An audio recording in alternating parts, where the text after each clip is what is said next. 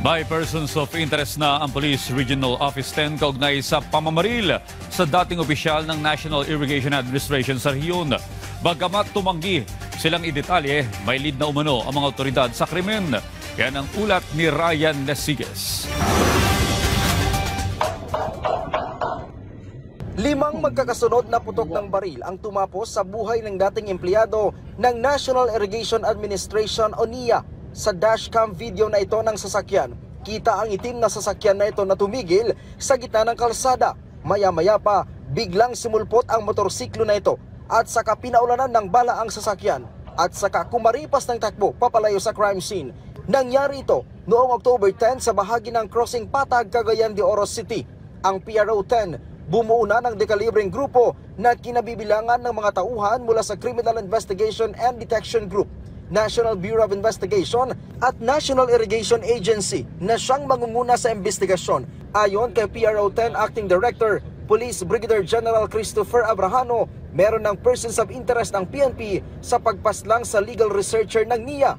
Sabi ng PRO 10, lahat daw ng anggulo ay kanilang sinisilip, kabilang na ang dating trabaho ng biktima. Lumalabas kasi sa inisyal na investigasyon na may ibinunyag daw ang biktima na maanumalyang proyekto ng National Irrigation Administration o NIA.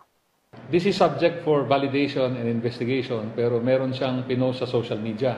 Apparently, may mga nire-reveal siya. There are allegations of corruption sa pinanggalingan niyang ahensya.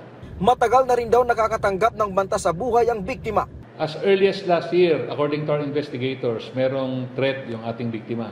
Pero gaya ng sinasabi ko, we're looking at all the angles. Siyempre, primarily yung kanyang former trabaho doon sa NIA and also yung kanilang ibang aspeto outside of his workplace.